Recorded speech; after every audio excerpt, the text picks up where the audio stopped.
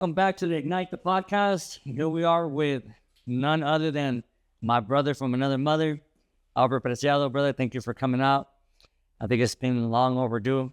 Yeah, thank you for having me over. Nice podcast studio here. That nice house. Yeah, man, appreciate it. Yeah. Appreciate it. Well, a little bit of work, that's paid off. Yep. How you been?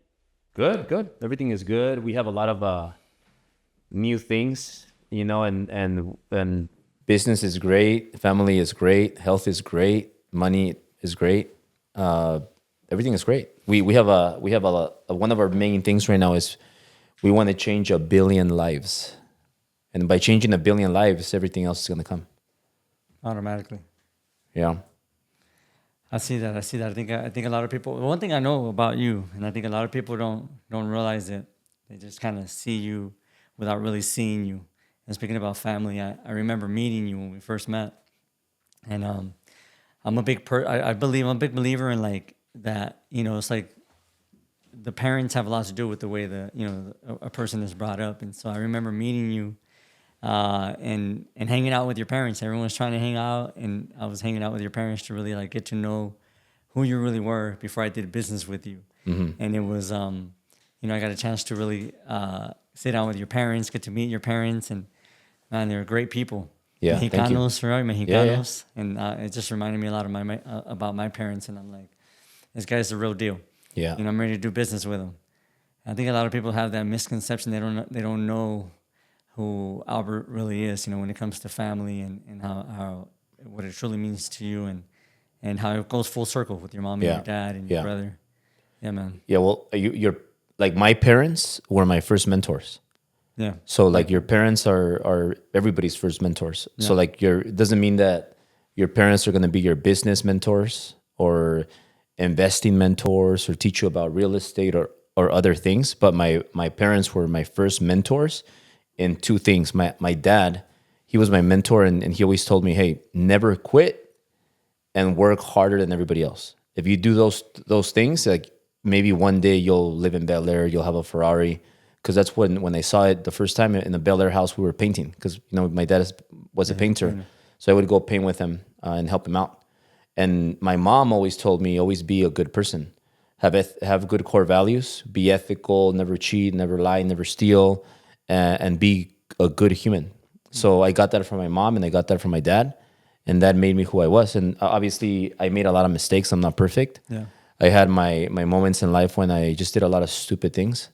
But you learn. Experience is great.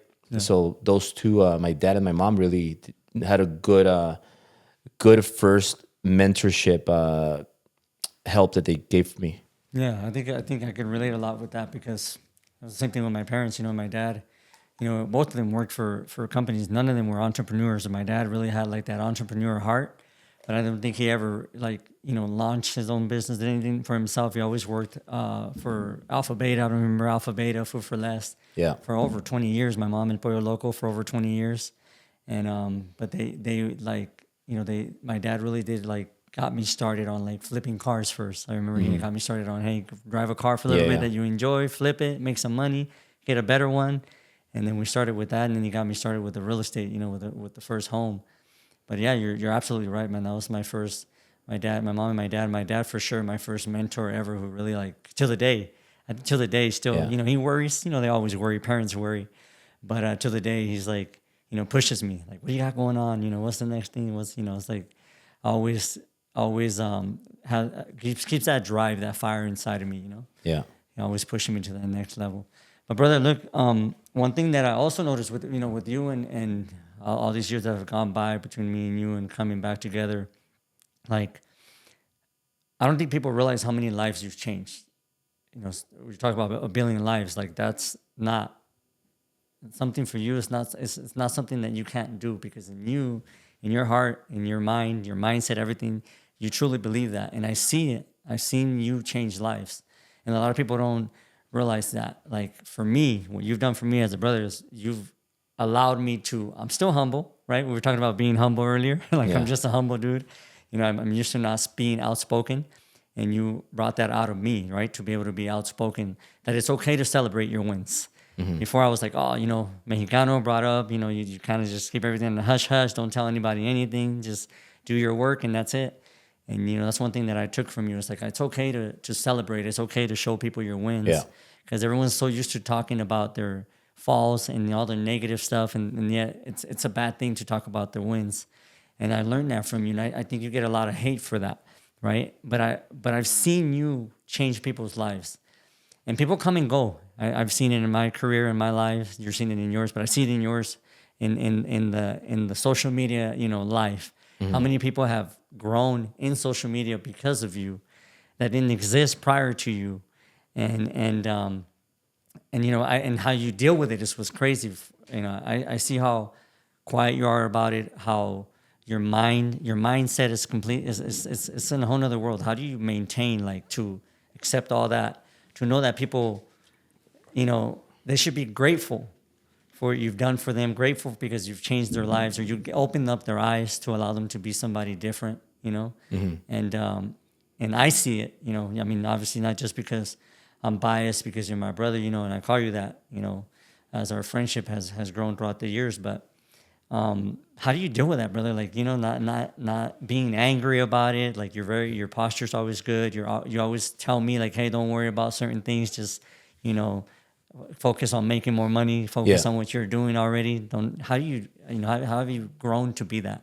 Because that's strong. Yeah. Well, with more experience, I learned something that gets better and better is how I value my time. So I just don't have any minutes or seconds to waste on people that left my life.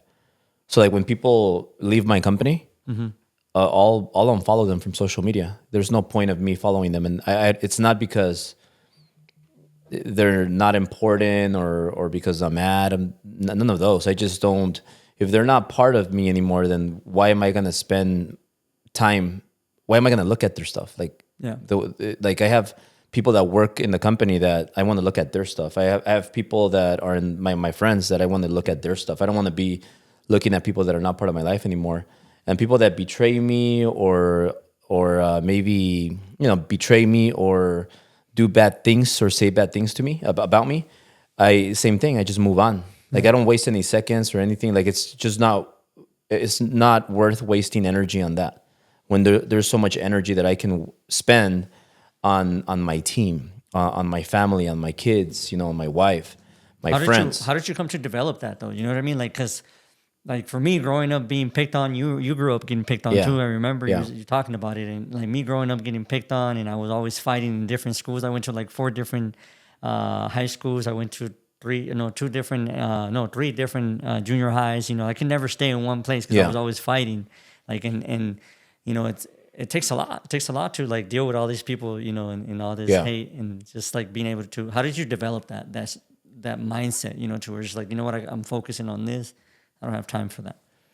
It's just getting better, self-improvement. You have a picture right there of the Mamba. Yeah. Right? Kobe. And how was his mindset? Yeah. So I hired his trainer. So Mamba's trainer, yeah, I hired his trainer to train me. Yeah. On mental, on mindset. His name is Tim Grover. Yeah, Tim Grover. So I've hired Tim Grover many times. And I get to spend time with him. I call him, he calls me back. He calls me all the time to check on me. Yeah. And he helped me with the mind. I also and I'm close to Tim Grover. David Goggins, I hired him as well. Yeah. And because you gotta, David's a great guy. You have to invest in, you have to know different things. Not just, you could be good in sales and that's it. You're gonna make a little bit of money, but that's it. What's more important than sales? Marketing. If you're a great salesperson, you'll be a millionaire, maybe a multimillionaire. But if you're a great marketer and bad salesperson, you could become a billionaire. Why? Because when you're a great marketer, the world knows you. I'll give you an example. I have a friend, Neil Patel. Yeah. I asked him, hey, what would you rate yourself in sales? Are you a good salesperson? From 1 to 10. And he rated himself a 4. Wow. He said a 4 or a 3. And I'm like, yeah, I could see that. Because he's very quiet. He's not outspoken. He's not loud. He's not salesy. But he's good. He's smart and everything, but he's not. He told me I'm a level 3, level 4 out of 10 salesperson. But what is he? A great marketer. He's a marketing genius. Yeah. So when you're that dude, you could become a billionaire. So that has been very important. But I invest in people that mentor me in marketing and sales, mindset, operations, processes. So that's all of that is very, very important. But remember that to answer the main question is you can control what you can control.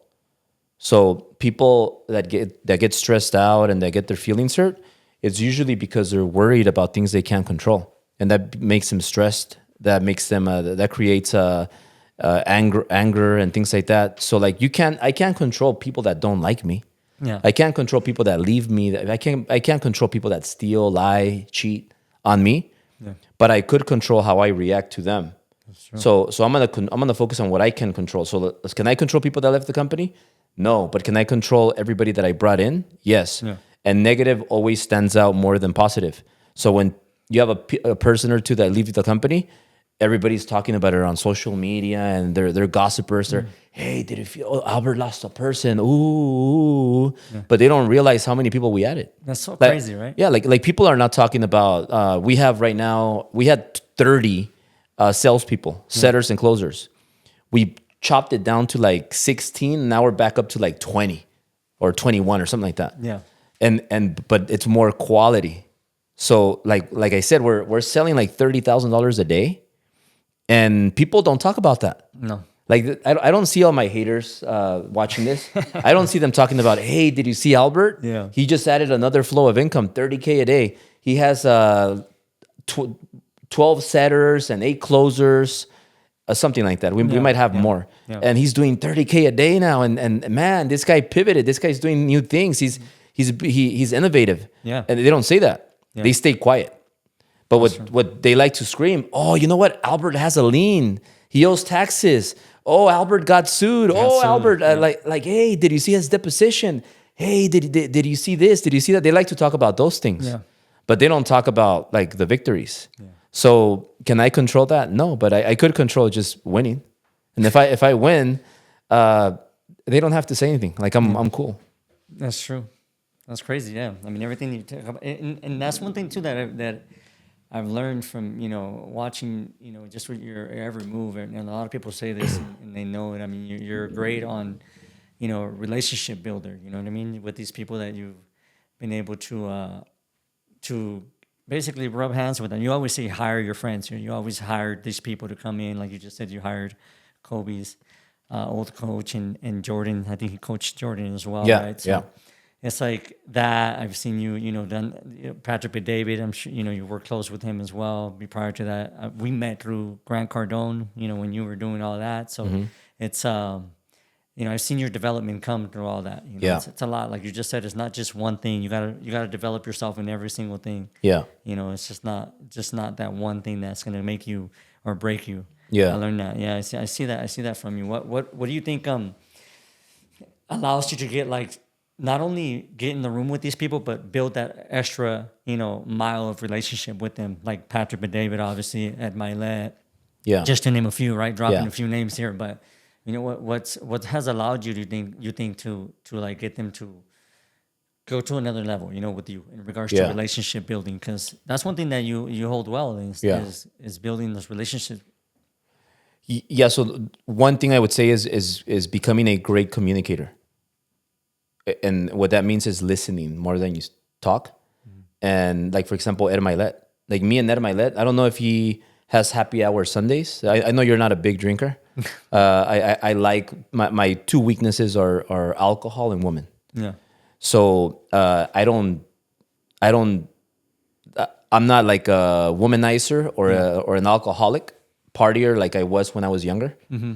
But like I still enjoy having a few drinks. So I don't even drink liquor anymore. I just drink wine. Champagne. Yeah, champagne. I drink champagne like all the time. Yeah. But that's the only time I drink champagne is when I'm with you, brother. But so on Sundays, sometimes Sundays or Saturdays, like I'll have like champagne, mimosas with Sil, my wife, and we spend time with the girls, and we'll get in the pool, things like that. Mm-hmm. And I think IGNYTE does the same thing.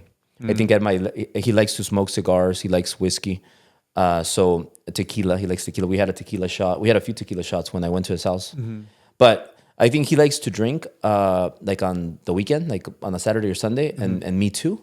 So we start texting back and forth. So me and Ed Milet are texting back and forth, back and forth. And the reason why I'm talking about Ed Milet right now is because he's one of the greatest communicators. And when you're great at communication, you build relationships.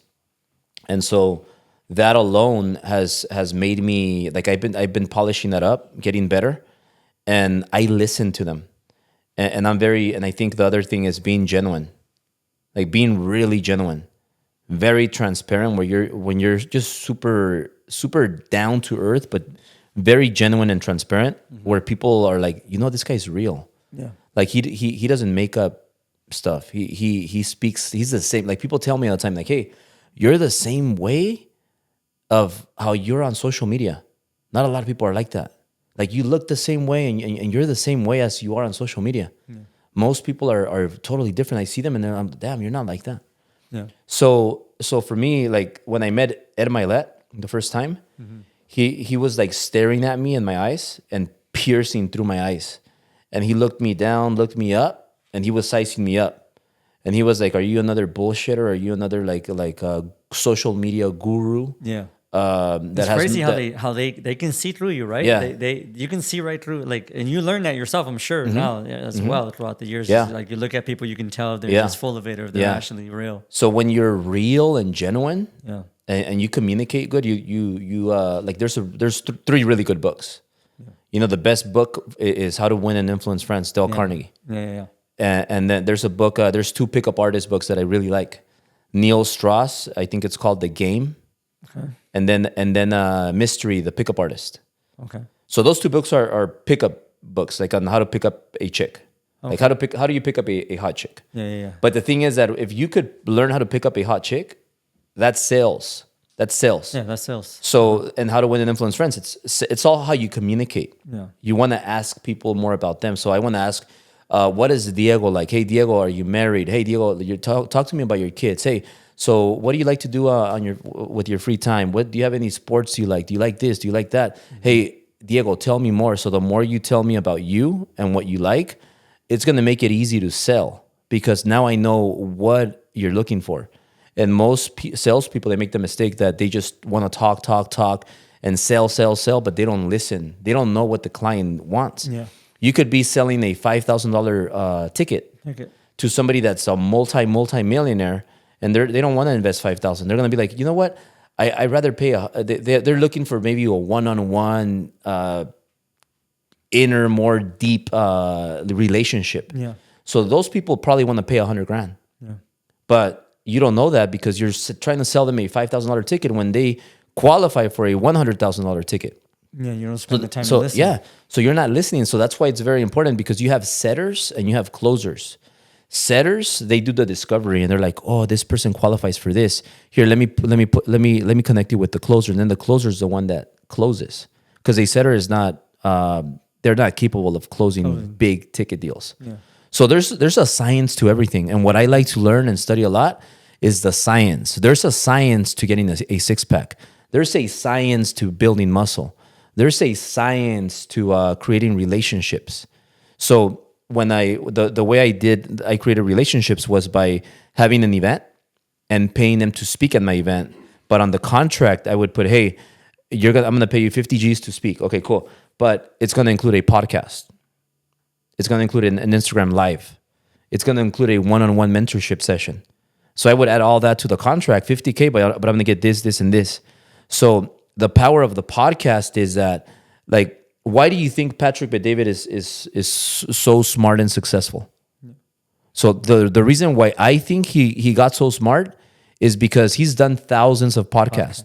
He's had mobsters, basketball, professional athletes, celebrities, billionaires, entrepreneurs. And what is he doing? He's asking them questions that he needs to solve for. So things that he wants to know, he's asking them. And he's getting all that information, and then he goes and applies it to his business. So when you podcasts are the best things you can do. I think that's the biggest thing, though. Like what you just said it right now is actually applying, because that's something that we do, right? We don't just listen. We actually go and apply it so we can see if it works. If it doesn't, then we go back to the books and we hit it again. And you could learn something from everybody.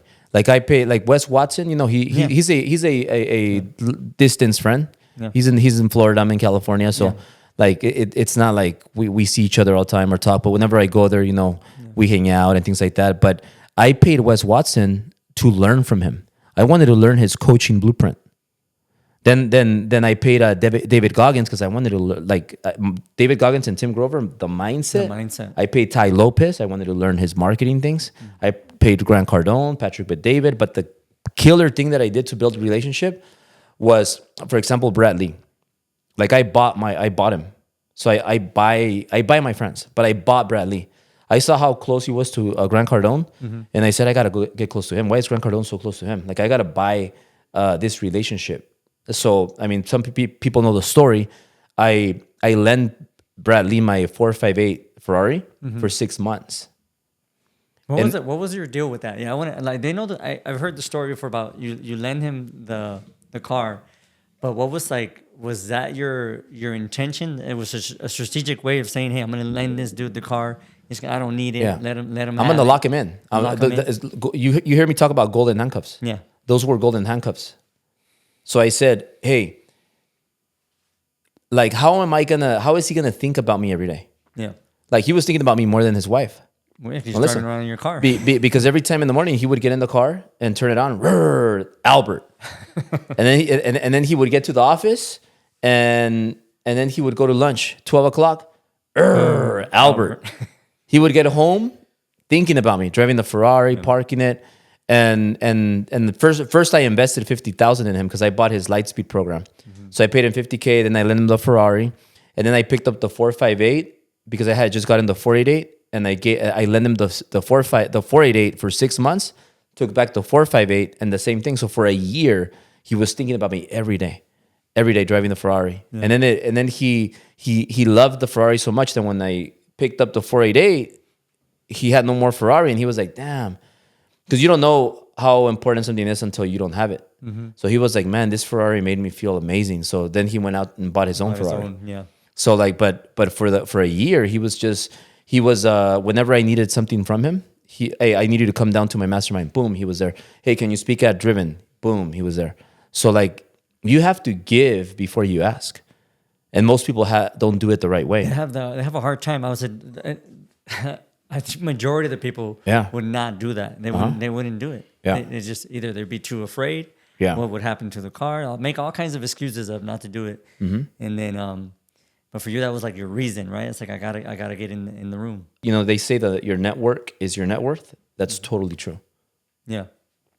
Yeah, I've seen it through all the relationships that you've built and then, you know, we've built together, and even, you know, just with, like you just talked about Wes, you know, how I came to meet with him just through you, and then we just kind of build a relationship as well. Like you said, long distance friendship, but still is there. Yeah. And then you learn a lot, and you get a lot of, like you just said, you come back with just something that you need to implement, you know what I mean? And it just changes, which, you know, like you just said earlier, is the mindset thing, right? Like, you know, show up every day, you know, and it's like, okay, come back. Like, man, when I came back after being out there, it's like, I'm slow. I got to hurry up. I got to be faster. I got to make faster moves. Yeah. Like I'm, you know, you look at other people and you start going, okay, so these are the things I got to implement. Yeah. So I'm slowly but surely, you know, you learn those things. I think one of the things we talked about though is like, I don't slow down.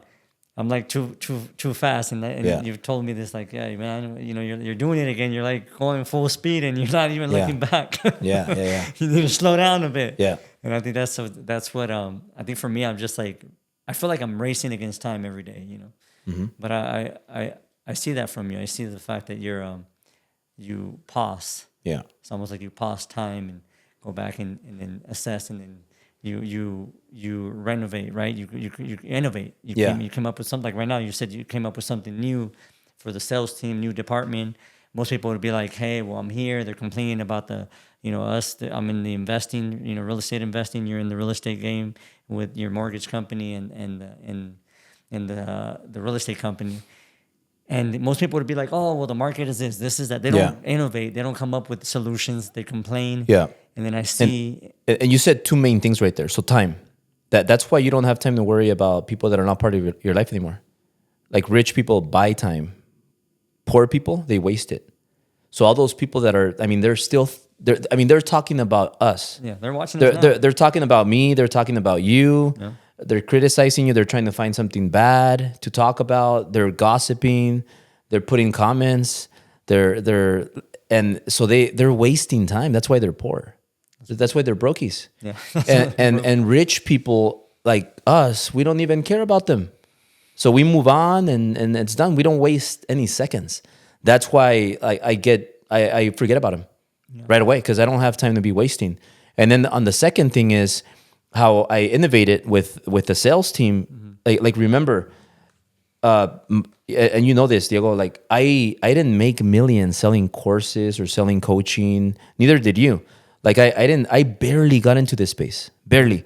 I made my millions with my companies, with my real businesses. Yeah. I started a mortgage company, made millions. Started my real estate company, made millions. I started Driven, made millions.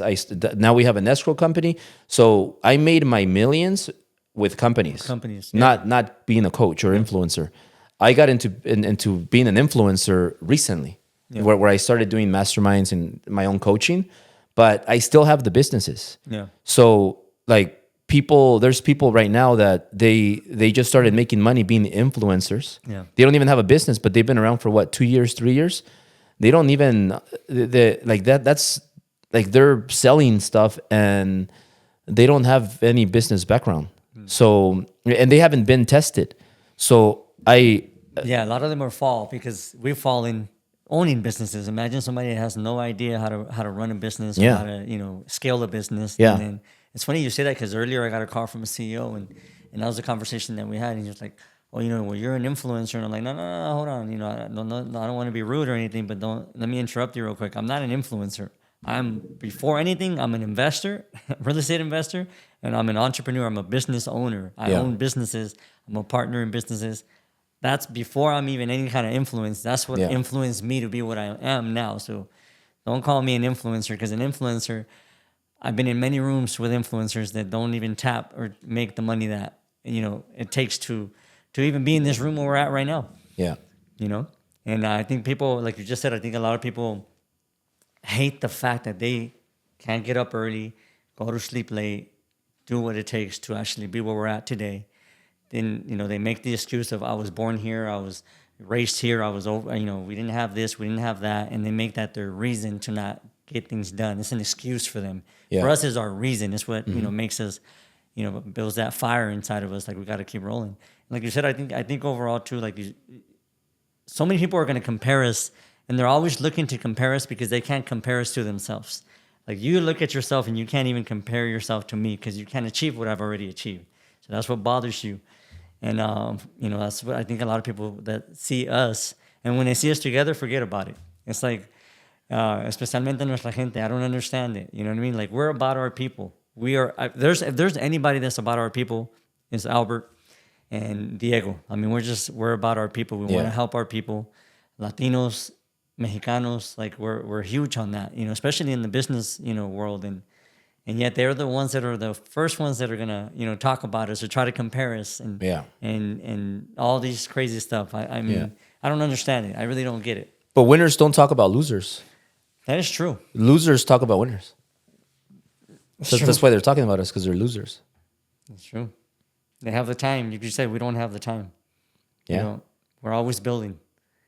But what makes you want to build something new? I mean, like we talk about how you innovate. So what gets inside of you that says, you know what, we gotta start something new? You know what I mean? Yeah, I've always been a big thinker with a big vision, and I've always said I'm gonna build a $100 billion company. I'm gonna build a $100 billion company. If you see videos that are 10 years old, you'll see me. Like, I don't even know what the hell I'm talking about, but I'm telling like my 5-6 employees and salespeople that I have when I'm starting. I'm talking about 10 years ago.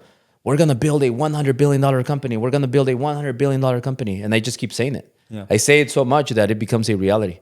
So I'm saying that. Because guess what? Even if it's not $100 billion company, but I land a $10 billion company, Yeah. it's good. It's good enough. Right? But if you think small and you're saying, no, I'm gonna start a $20 million company, you're gonna create like what? Maybe create a $2 million company, Yeah, 10% or less. of that. Yeah. But my point is that like nothing has changed in what my plan. We're just executing right now. We've been executing for over a decade. Yeah. So people don't realize that the mortgage guy was founded 13 years ago. So 13 years ago, I started my first company with $3,000, bad credit. I'm going through a lawsuit, and I started the mortgage guy, which became the mortgage guys. Ambiance Realty started 12 years ago. Active in business. Driven Enterprises is going on nine years. We're going to have the 9th year of the Driven event and the business event. So that's a track record. Yeah. And I've been through the 2008 recession. I've been through the 2020 recession, 2023 recession.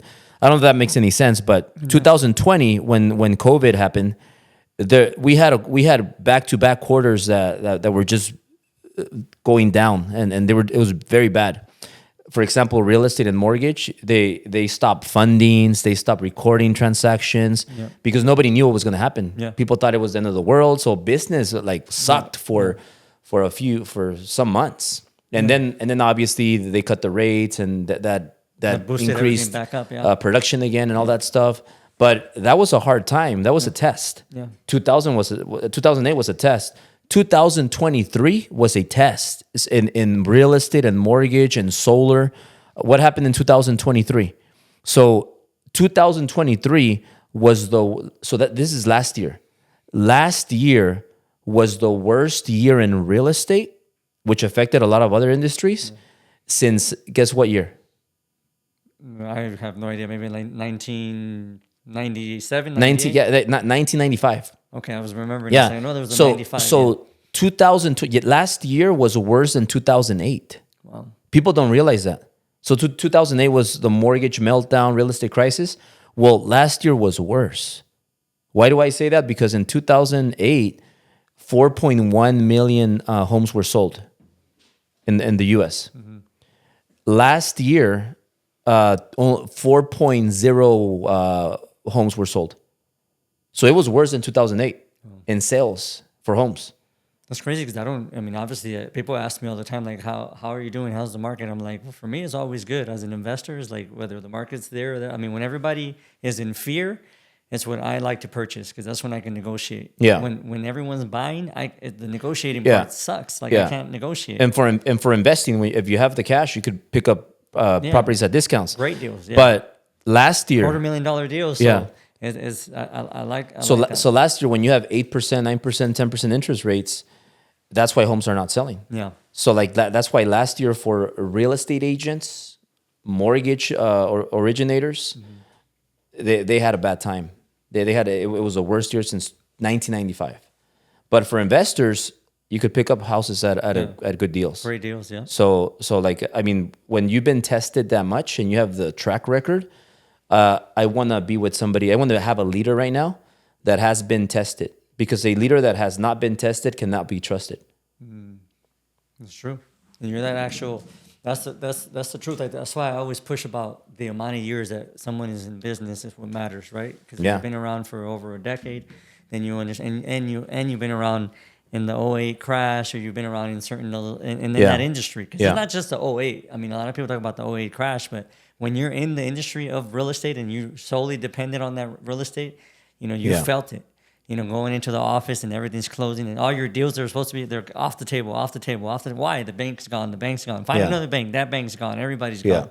I remember like it was going to be the end of the world. People were killing themselves. Yeah. In the offices, it was pretty bad. It was pretty bad. So to think that last year was worse for it, just I guess it's just not as the media, right? Everybody based on media. Everything's based on the media. They just don't push it as much as they did that year in the '08, where people were actually thinking like, that's it. I'm never going to be able to make $1 million again, which nowadays, $1 million is nothing. Yeah. But I remember that. That's crazy. And I think your belief, right? I think there's like nothing can really take away from what you believe inside. Yeah. You know, a lot of people compare themselves to other people, and I always tell people, like, for me, I'm in competition with myself. I don't compete against anybody Yeah. else. I don't have time to compete against anybody else. I'm just worried about me Yeah. and how I can overdo. How can I, you know, make double what I made last month, you know, myself, you know, in our companies, and what we need to get to the next level. And not only that, but how much, for me, it's not just so much about just only the money, but also the leader, like you talked about earlier, just becoming a better leader, you know, becoming, you know, just better at leading other people to become better. And so then that way we can scale, Yeah. you know, everyone knows, like, if you scale alone, you're only going to get so far, but you Right. scale with an army, Right. it's just a whole nother level. Yeah. Uh, So Diego, to add to the question that you asked about, like what's going on, what's the next thing, like Driven. yeah. So Driven is going to become $1 billion company in the next 3 years, and what we're doing is, like, when you think about Virgin, Driven is the next Virgin. So let me explain what I mean by this. When you think American Airlines, like, do you know the founder and CEO? Oh yeah, no. Delta, Nope. Spirit, United. Nobody knows who's the founder and CEO, but when you think about Virgin Airlines, you think about that multi-billionaire Richard Branson. Yep. He has a brand, so he created the brand, and he has Virgin. He has a bunch of Virgin products. Yeah. So Driven, like what we're gonna have, Driven is gonna be Driven Mortgage, Driven Real Estate, Driven Escrow, and now we're building. We're gonna have 100 salespeople selling. We're gonna have 100. We're gonna have 100 closers and 200 setters, and they're gonna be selling. But we have an ecosystem, so we literally offer every single product you can imagine. Somebody comes in, they want to learn sales. We help them. We coach them. We train them on sales. Then they become business owners. We have business owners that we help and we mentor. Then, you know, those people own homes, so we do their mortgage. We do their real estate. They want to sell, we sell their home. Then they use our escrow company. Then they need ads, we run their ads. So, like, it's an ecosystem that's never gonna end. And then where we separate is that we control the Latino community. Yeah. So the Latino community is huge in the U.S. So the Latinos are not going to go to Grant Cardone or Tony Robbins, because they're gonna be like, you know what? I'm gonna work with Albert and Driven. I'm gonna work with Diego because they're like me. I'm gonna trust them. I'm gonna get mentorship from them. I'm gonna work with them. But then the ecosystem is just it's growing, and the future has never looked any brighter. Like it's just awesome. And we're spending we're spending like $2,000 a day now on ads, ad spend. So we're gonna do about 60 grand in ad spend this month. That's crazy. And it's bringing in so much business for all the other companies. Yeah, that's another thing too. Yeah, I was going to tell you that, because I think that's what with IGNYTE, that's what we've been able to do as well. Like, it allows us to help the businesses, business owners, and then at the same time we turn around and get them into a real estate deal, getting them into either the group funding or getting them into their own properties, and investing. And so, like you just said, it just creates more volume. Yeah. At the end of the day, it's just revenue. Revenue solves everything. I Yeah. think once you get revenue, everything else we could figure it out. I tell everybody, like, you worry about all the mechanics and all the little stuff. I don't really look. Let's get the revenue where it needs to be, and everything else will be fixed. We could figure everything else out as we go. Right. I think I'm with you on that one. Well, and me as an investor, with you guys as well, and you know that I'm big on believing who you are. Like I told you, meeting your parents and just being around. We obviously have a great relationship and have built throughout these years. Just I don't doubt it one bit. I don't doubt it one bit. Yeah. I think you like I said, I como Mexicanos, there's a lot of people that talk about it but are not about it. And then I want to touch base with you about that too, like the whole situation about, I feel like I run into this, and I'm sure you run into it a lot. A lot of people that say they want to change their lives, they want to do certain things, and it's just a bunch of talk, and they don't actually do it. It's like, and a lot of them that feel like they gotta. I feel like the man of the like when you have the ability of just your word is bond, like being a man of your word, is gone. I don't think like it's not what it used to be. I think when me and you linked up again, that's one thing that I appreciated was like you kept your word, you're a man of your word, and a lot of people don't have that anymore. I don't know if you see that in business a lot. I've seen it a lot more now. A lot of people don't have integrity, don't have good ethics. It's a mess. I don't Yeah. understand. And what do you think these people need to fix about themselves? When it comes to that.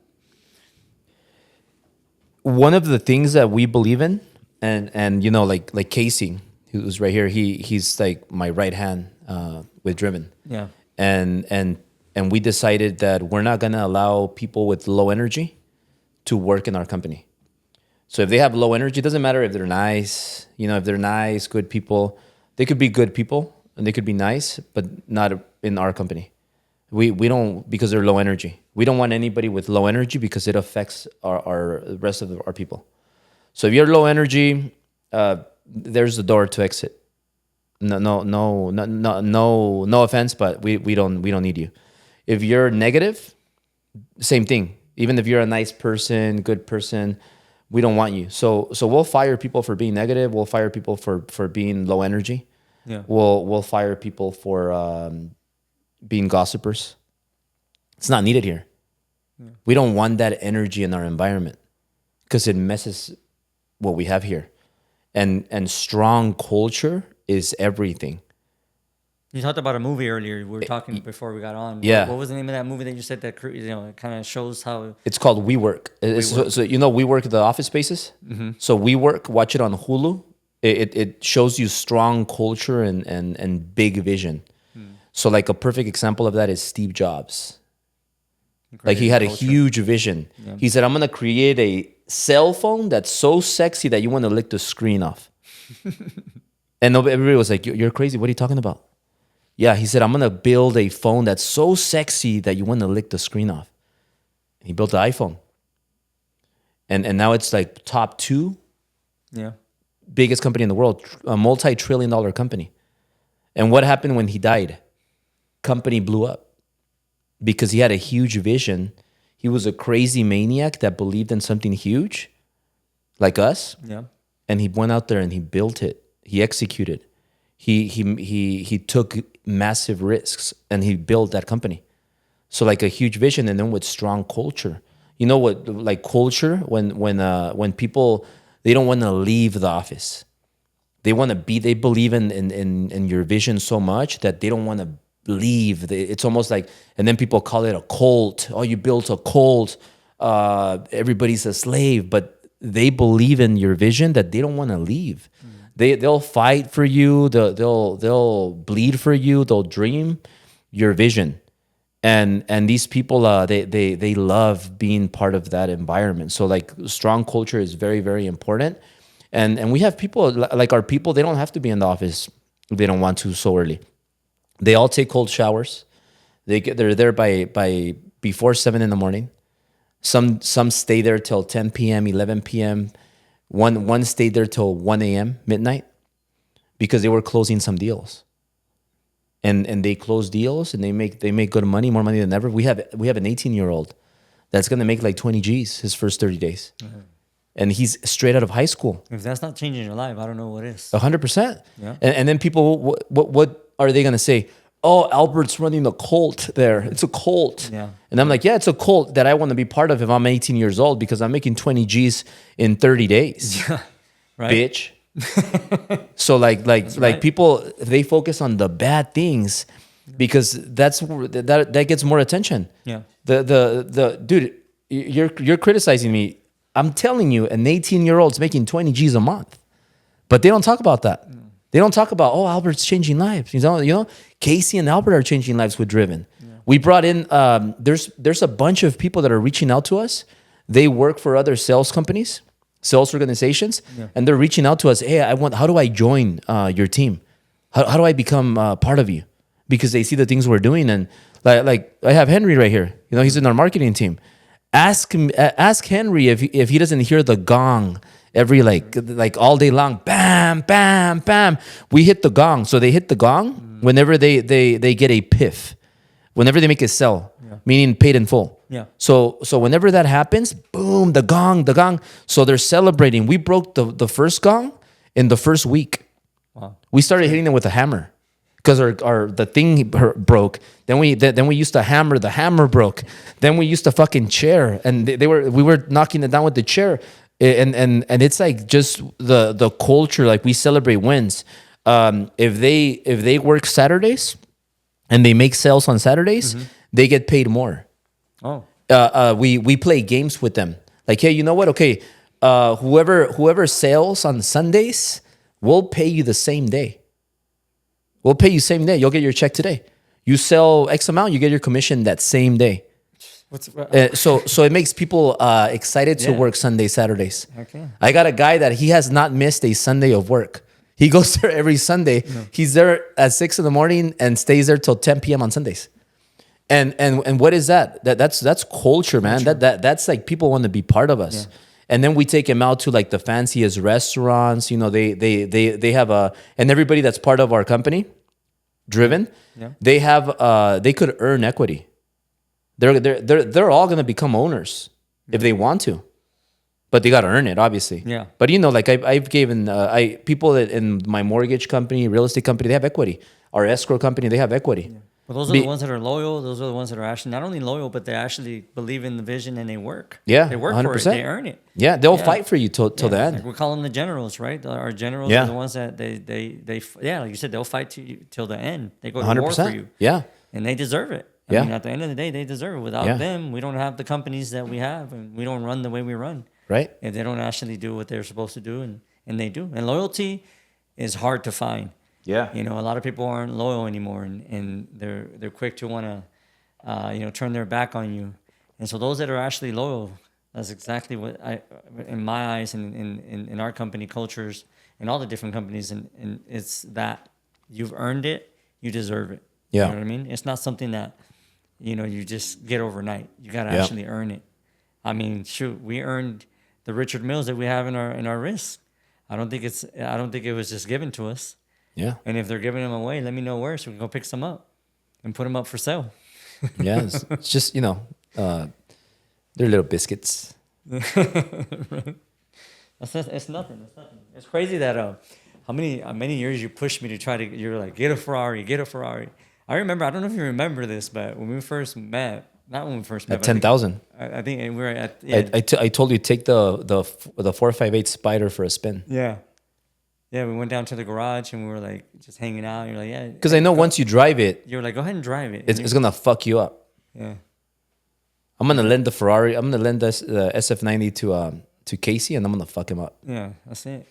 It's like once you do that, it's like you can't go back to a Honda, Toyota, or whatever the heck you drive out there. Like, and I'm not knocking those cars. I've drove in those cars. I've been there. Yeah. But once you drive, once you get to a certain level. Kind of like when I went to go pick up the Richard Mille, like I know where I'm at. Like when I walked in there, it didn't matter how many Rolexes you throw out there at me. Yeah. It didn't matter. I was like, this is not what I'm here for. Yeah. I know what I'm here for. Yeah. Right. It's kind of like when I went to pick up the Ferrari, same thing. I knew exactly what I was going for. Red on red. Yeah. It has to be a Spider. We're in Cali. We're in the sun. I gotta enjoy the weather. It's like, but going back to the same thing, I had no idea that, again, the way I was brought up, that I can be okay with celebrating everything that I've actually earned. Yeah. It wasn't given to me. I earned it. And you showed me that it's okay. It's okay to actually, show it and to let people know that, you can talk about money. Most people back in the days, it was like, no, don't speak about money. You get people, even now, we talk about money, people get offended. We say Richard Mille, people are going to get offended. Even watching this, they're going to get offended. Why? Because I don't have one. Oh, and, they're talking about money, because they have it. Well, no, it's not something that we had. We earned it. Mm-hmm. And now that we're here, we get to talk about it. We get to, and not only talk about, having it now, but how we actually became to be the people that we are now. Yeah. Like you just said, we dealt with 2008 crashes. We dealt with businesses going almost heart attacks, right? Almost going out of business, all the pressure. Like we don't run from pressure. We run to the pressure. Yeah. Like I don't ever run from it. I like whenever, like something, people tell me, watch out. I'm like, watch out for what? Yeah. I see that in you too. Like people tell you, don't do this. It's like, vámonos, let's go, Yeah. full force. Yeah. Well, I mean, once you have a 10 of a dime, you want to keep having tens and tens and tens. Your standards are higher now. It's like once you drive a Ferrari, like you're not gonna go back to your Honda. Like once you have a Richard Mille, you're not gonna go back to your Omega. Is it Omega? Yeah, Omega. What'd you do to the watch? It was tossed. You tossed it? Yeah, you don't want to wear it anymore. You should wear it for this podcast. Yeah, so like you don't want to go back. Like once you fly private Gulfstream, you don't want to go first class commercial. Commercial, yeah. Like that's such a yeah, you feel like crying. Yeah, yeah, that's exactly what it is. It's Yeah. like once you do something, it's like, what's next? What's the next? Yeah. What's the next move? What's the next Yeah. move we got to do? And like I said, people run from pressure. Like for me, it was like even right now during like you just said earlier, the different rates. The rates are going up. Don't buy nothing. Well, I'm looking for the next deal. What do you mean don't buy nothing? Like, oh no, this is gonna happen. That's gonna happen. Look, you guys can believe the media all you want. I got moves to make. I got money to make. I can't. Like we talk about all the time, me and you, MMAs, right? Money making activities. Yeah. You got to keep working. Yeah. Keep doing things that. But here's the thing: for me, it's like it doesn't feel like work. Does it feel like work? I don't, it doesn't feel like work. Bro, I enjoy every. let me ask you a moment. question. Yeah. What's harder? Let's go back. When was like go back to a time where you weren't doing that well? Maybe you were behind on bills. Maybe you were struggling a little bit. 08. And go back. 08? Yeah. 08. Okay, so 08. What car did you drive 08? I didn't. When you lost it all or whatever, what kind of car were you driving? What were you? At that time, I had a Charger. I knew I had a Dodge Charger at that time, and So a Charger, and just I mean, think about let's all just say fixed up and all this stuff, but I Yeah. ended up losing that. Yeah. okay, but when you lost it all, what car did you get? Did you buy a cheap car or Oh something? yeah, it was a little Toyota truck. Okay, so you had a Toyota truck. You lived in a little house in the ghetto. I'm just making that up, and you didn't even have a watch or nothing. And you were married, right? No, at that time once I lost everything, I was back at my parents' house with nothing, absolutely nothing. So you weren't married yet? No, yeah, I just do it. Yeah, I was already back to being alone. Yeah. When did you I've had two falls. In 2003, Yeah, I wasn't married. yeah, I had the motorcycle accident, and then ended up without walking for about Yeah. a year. In that year, Yeah. I lost everything. Yeah. So I ended up losing everything. So let me ask you a question though. Remember your broke days. Yeah. Isn't it much easier, Yeah. to drive a Ferrari, have a Richard Mille, have a beautiful wife with kids, have your mansion? Isn't it way easier to do what you're doing now Yeah. than when you were broke, sleeping in your car or 100%. with your or living with your parents' house? Yeah, 100%. Like it's easier. Life, it's almost like I tell people, I build an environment that I can't even believe. Sometimes Yeah. I walk out the door and I'm looking and I'm like, this is unbelievable how this is easier than picking up a shovel. Yeah. This is easier than going to go mow a lawn. This is easier than doing any of this crazy stuff that people want to be hands-on on. Look at my hands. There's no blisters on them. There's Yeah. nothing. This is, I love what I do. It does not feel like work to me. Yeah. When you love what you do, I think, and people I think probably like, that's a little cliche, whatever thing. But no, for real, like seriously, I enjoy what I do so much that I don't even realize I'm working. Yeah. I don't realize I'm working. Yeah. I don't realize I just made another meal, or another $250,000. I don't Yeah. even realize it. I just like, hey, let's do this deal. Got the deal. This happened. Here's another $250,000. And Yeah. I remember a hater when I bought the car. It's funny. I remember a hater. I bought the car, went on the live, and bought the car, went on the live to show the Ferrari, and the guy's like, this guy hater gets on. He's like, hey man, what's wrong with you? You look worried. And then he's like, you look worried about like how you're gonna pay that car. And I'm like, this person, just what I'm saying the other names, but this guy, I'm like, he doesn't realize it. I just closed a deal yesterday that was $250,000 that paid for the Ferrari. So it's like, I'm like in my head thinking like, this guy is broken. This dude's so broke. Yeah. His mindset is broken. His heart's broken. He hates the fact that he sees me. And this is a guy that was asking before how I can help him. So to me, I was like, how do you do that? How do you become someone that's asking me for help to the next moment you see me in a car that you wish you could have, or I don't know what the problem is, but to turn around and you know, and comment and say things like that. I'm just like, people don't realize that I'm going to be all right.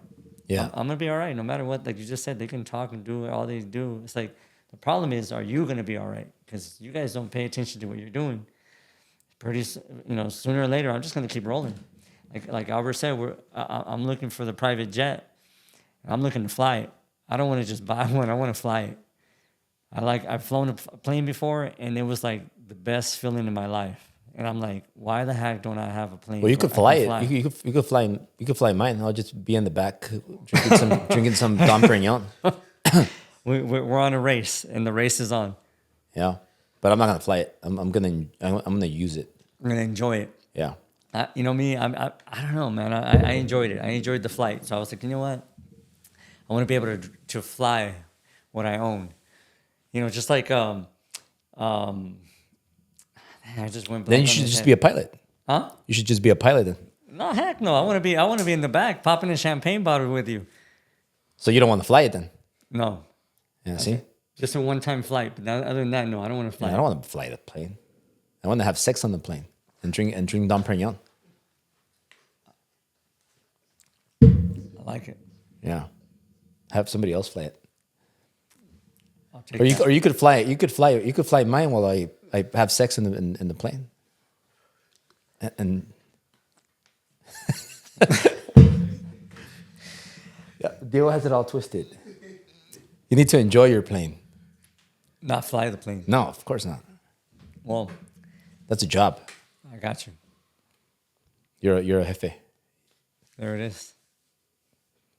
Call it like you see it, brother. I appreciate that. Ya ves, el mexicano siempre quiere regresar to be hands-on. Yeah. We're not meant to be hands-on. Yeah, it's like me. One of the things that I do is the MMAs. I value my time, so everything is done for me, and like you said, we enjoy it. Like right now, I'll probably go spend a couple of G's in a nice little dinner, and because I can, and it's enjoyable. Yeah. Like we go to the gym, you know, we work out, we stay in shape. Like it's funny how people post, and you're not, you're I don't. I saw you started working out, but you're not fat or No, you're always too. you're always I've slim. always been slim. People want to talk about it, but I've never been able to hold fat. Yeah, but it's funny how people like they're out of shape, Yeah. and they have seasons, or they'll start taking like steroids.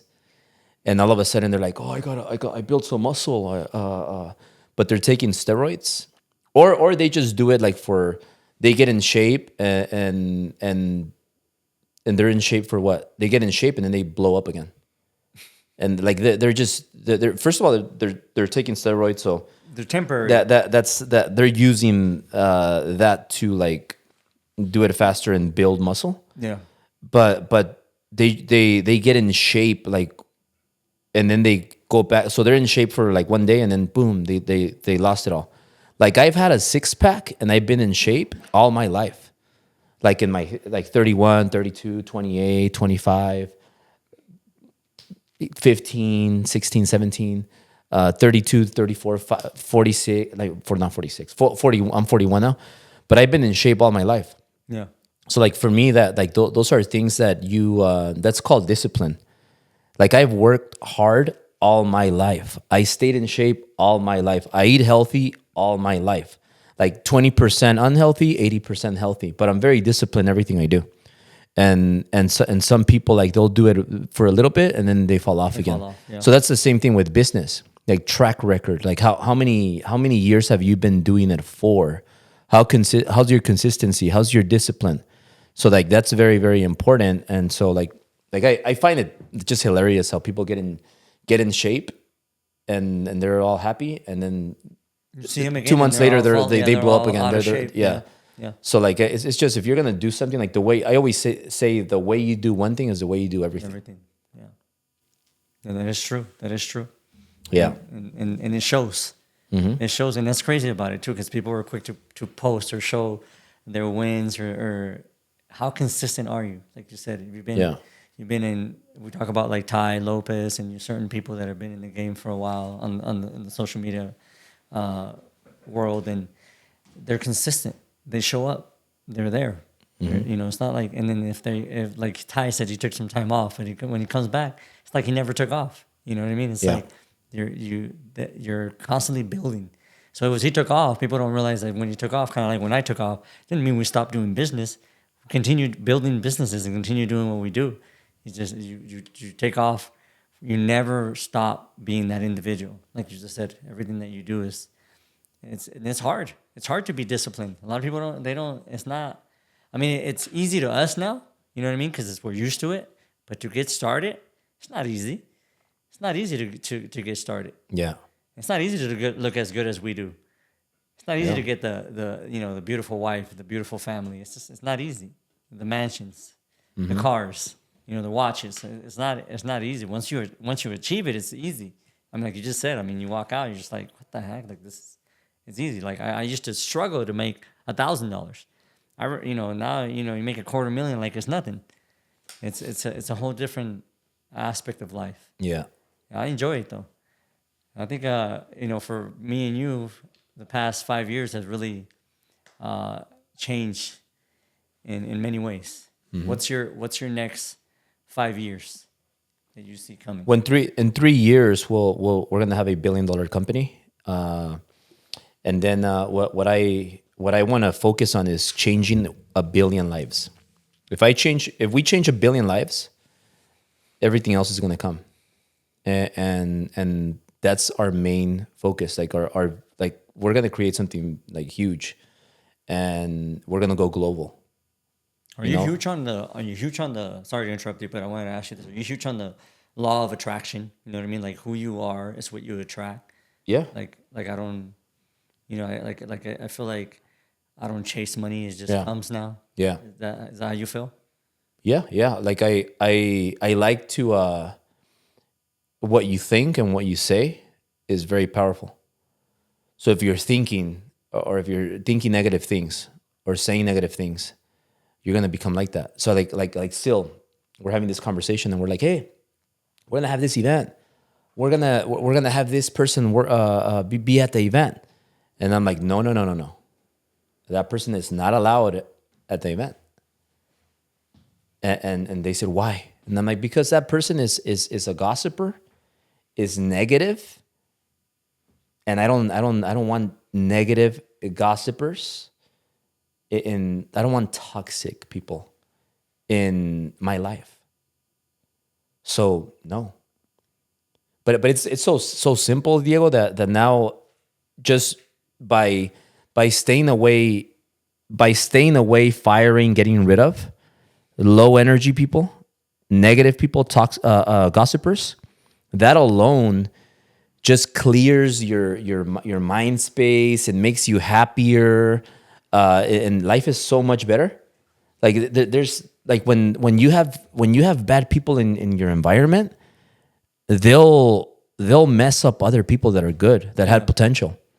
So just like what Les Brown told me, like another person I invested money in, right? Yeah. He said only quality people. So when you have only quality people, life is going to be good. Life is going to be easy. Yeah. Like, and when you have real businesses where you have your operation systems and processes in place, your businesses are running without you. Yeah. That's what I'm blessed with. And you're right. It's just the generals, the people that are in place are the right people. Yeah. And everything flows and everything runs the way it should. Because while we're here drinking some Dom Perignon doing the podcast, the businesses are printing money for us. Yeah. People think, oh, they're just doing podcasts all day. I'm like, if they only realize that this is part of a marketing, this is marketing. Yeah, it's marketing. And we have businesses that are running. They don't know. Yeah. They don't know. We don't trade time for money. Yeah. And I always tell people, I make money work for me. I don't work for money. That's how it works for me. So it's through systems, like you said, operations, and making sure that everything's flowing and doing what it's supposed to do.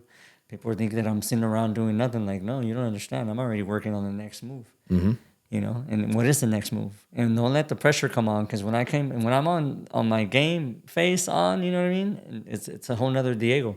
Yeah. People don't like me when it comes to me coming in the building and saying, hey, we Yeah. gotta get some stuff done.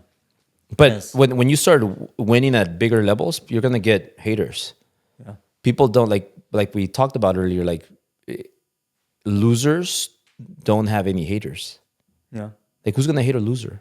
Like nobody even knows about him They or don't cares even know about him. about him. Who cares? Yeah. But when you're winning and you keep winning and you don't go away and then you win at higher levels, like you're gonna get a bunch of haters. People that were fans that become jealous, become envious, and then they become haters. And then 5 years later, 10 years later, they're uglier, they look in bad shape, and they're the people that become I used to people. You know who the I used to people are? I used to be friends with Albert. Yeah. I used to hang out with Diego before. I used to be their right hand. I used to go to dinners with them. I used to be in the private jet with them.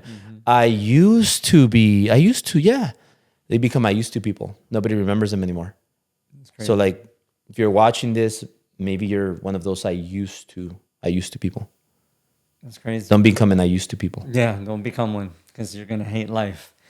Let me ask you something. Out of all the people that you build relationships with, because you build a lot, that's one thing that stands out for me, brother, is that you've built a lot of relationships. I mean, and the biggest names in the game, right? So which one? I know it's hard to pick and choose, but which one has had the biggest impact in Albert's life? It's a very hard question because I've had everybody. I've learned, like Oscar De La Hoya, a lot of people, they'll say things about him, but like, I'm such a great closer. Like I closed him on Instagram. And I don't know, this is when he was training for the fight. He was training for his fight against Victor Belfort, the MMA, the UFC fighter. So they were going to fight a boxing match. And I met him through Instagram.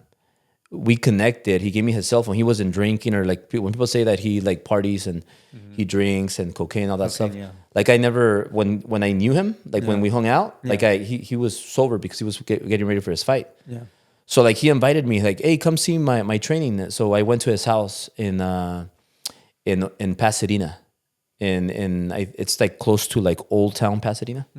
Not Old Town. It's more by the Rose Bowl. Okay. So he has a big mansion right there. So I'm talking about like a huge mansion, like in the state. And I met his ex-wife from Puerto Rico, Mili. Her name is Mili. Yeah. So I met her. I went there with Sil. Then I went there again with my dad. My dad met Oscar and Mili, and I was there. I met his kids. Mario Lopez shows up because he was sparring and he had a boxing ring in his backyard. So Mario Lopez shows up and we're all hanging out and I'm there and then he's like, hey, you what are you doing later, Albert? You want to go have dinner after my training? And I'm like, sure, let's go have dinner. And then he tells me, all right, cool. So I gotta go shower really quick and change. So he tells me, just follow me to my condo in Old Town Pasadena. He has a condo right there. So we go to his place and he's like me and Sil, he's like, yeah, just come up. So come up. So we go up and we go to it's a huge condo. It's a huge, people talk shit about him, but he's really wealthy. Yeah, of course. And I go to his condo and he's just like, yeah. And he wasn't drinking because he was training for his fight. Yeah. And he's like, you guys want a drink, want some wine? And I'm like, sure, yeah. And he's like, okay, yeah, you guys can just hang out here. Wait, let me just shower and change really quick. And that's like a multi-million-dollar condo in Old Town Pasadena. So he's looking for like wine all over his condo and he can't find any.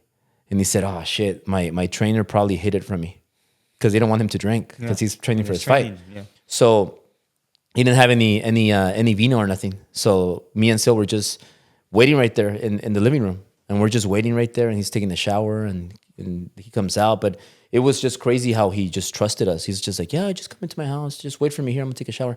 Like we're barely getting to know each other. So we're there. He comes out and he's like, oh yeah. So he shows us his place, and then very like down to earth and just normal guy. Yeah. And we go to eat at Mi Piachi's. We go to eat at Mi Piachi's in Pasadena, and no security, no nothing. He calls a friend, meets us there. We're eating. We get some drinks at Mi Piachi's. We're hanging out. And the thing is, like, when you spend time with them, you know, you get to know their secrets, their inside stuff. They open up, you know. So he's talking about, he's sharing with me what he's doing, his vision, how he's close to an exit, and this and that and this and that. So I'm learning from him, because obviously he's a smart guy. Yeah. Did he make mistakes? Yeah, but he's a smart guy. Super smart. So like I have that ability to communicate with people like that, and I think it's because I'm very genuine, very real. I don't have anything to hide. I don't sugarcoat anything, and I'm the same person all the time. Yeah. Like, they feel they can trust me, and that happens. And like, he was one, but like that, many other people, like Ed Milet, like Les Brown. Which one has had the biggest impact in your business, though, your jump? You think, like, because when you started out, obviously, with Grant, with Brad, and so I'm gonna say in the beginning, Grant Cardone and Patrick, but like everybody to like Oscar and other people, like they all have helped impacted. Me. But now I have like other billionaire friends. You know, I'm not gonna say their names here because it's private stuff. But you know one. Yeah. I'm gonna have lunch with one. I'm gonna have a lunch with one of them tomorrow. Uh-huh. And like, when you could have lunch with a billionaire. It's a whole different game. Like people would die for that. Yeah. So like, there's new people now, but in the beginning it was Grant Cardone and Patrick Bet-David. Yeah. They're the ones that jump started me. I think Patrick really helped you with well, obviously Grant with more marketing, or what would you say, like marketing, and then so Grant was purely sales. And like 10x and grow your army, sales, and build your brand. And back then he wasn't really big on brand, because actually when I met Grant, he only had like 20,000 followers when I went with him to Cancun. Yeah. So he didn't even have a brand. But he was hard on build your army and scale 10x and increase your efforts. So Grant was all about sales. But then I said, okay, well, now I'm hiring people and I'm growing my army, but like, sales is not enough. How do I build a real business? Because back then Grant was just a motivational speaker. He would get paid to train people on sales. Yeah. And his real business that he had back then was just investing in real estate. Yeah. But he would get paid for speaking, for coaching, for sales training, and then he would use that money to buy real estate. Yeah, I remember for like sales, for car sales and all that stuff. Yeah, but he was not a business guy, meaning he didn't have a company with employees and salespeople. Yeah. Patrick did. So then I said, okay, I want to learn operations, systems, processes, business. So I saw Patrick, and I'm like, he's closer to my age. He has a business. It's a real business. It's an insurance business, highly regulated industry, and boring business. So, like mortgage, highly regulated, boring business. But it's very similar. So I said, I'm gonna hire Pat to coach me and mentor me on building a business and one day selling the business and systems and processes. So I hired him, and then he helped me on that side. So combined what I learned from Grant and Patrick, sales, operation, systems, processes, marketing, all of that combined, like, man, I learned so much. And then I grew, and then I just continued to invest in myself. The biggest investment you'll ever make is in yourself, in your business. Yeah, 100%. At the end of the day, we continue doing it, right? We continue doing it because we know that we're just one relationship away from the next move or the next information that we need to scale. I think we talked to you about that earlier, about the speed of life for me. Yeah. Like, it's like how much quicker can I get to the next relationship to learn what I need to be doing next so I can apply, readjust and then keep moving. Yeah. That's always the next thing. Yeah. So it's crazy. It's crazy. And then being that, obviously people don't know we're distance. We're still in California, but we're distance from each other. We're about, with traffic, 2 hours away from each other. It's just like right now it's like an hour, right? Right now it's like about an hour, yeah. But during the traffic hours, like 2 hours. Especially with $1 million car. It is. Yeah. You know my car has 1,000 horsepower. The car? Yeah. Well, we're gonna test it out after this. We're gonna race. This race, yeah. Yeah, we're gonna race. I'll race you to Beverly Hills. Yeah, well, we'll see. I don't know if we're gonna go that far, but we'll see which car goes faster. We got a lot of empty roads out here, so we want to Yeah. see which one of the two cars goes faster. And it'll be fun. 2 Ferraris on the road, Yeah, two Mexicans. and 2 Mexicans at that, Yeah. and 2 Richard Mills. I mean, how much better can life get? Can't. I like that. I like that. We talked about the hate. We talked about the ladies. Obviously, you always talk about the ladies. We have the one thing that people don't realize about you is that you might talk like that, but they don't realize that you just said you're ethical. You're not a cheater. You're not a liar. You're not none of these things, because you have a beautiful family. Your wife. You guys, I know you both very well. We're friends. It's like I think people always misunderstand and don't take the time to really get to see the person and what you're doing. And you have a big impact in people's lives. I'm proud to be your friend, brother. You know, as Likewise. the Mexicano. Yeah. Like I'm really, you know, I like I told you before, we both have dealt recently with just certain things that you know people talk and I'm like, I don't care at this point. Like it's something that. Yeah, I don't listen to them. I don't even know who they are. Yeah, I know. I think overall, it's like we have something that people, I guess, don't want to see, which is we applaud for each other, we collaborate, we enjoy each other's success. Like I know, you send me the numbers, and we look at numbers, we look at whatever's going on, and we're numbers fun, yeah. guys, and we look at each other's success and things that are going on, and we enjoy it. We don't hate on each other. I think a lot of people out there, they don't understand it. They're confused, you know? And for me, man, I've appreciated this journey and this relationship and this friendship between us that, you know, it's only the beginning. I always think about it that way. Yeah. It's only the beginning. We've already gone so far, and it's like, you know, it's only the beginning, and people are already seeing it. We haven't even started yet. No, we haven't.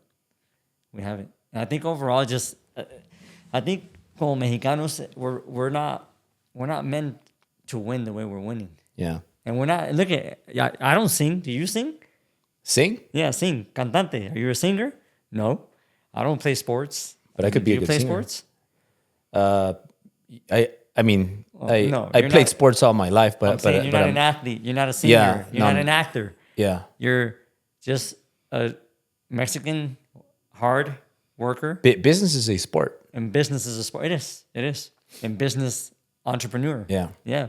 That's why I always tell people, like, you don't have to make the excuse that you're not an actor, you're not a singer, you're not a celebrity. Yeah. You can be a celebrity.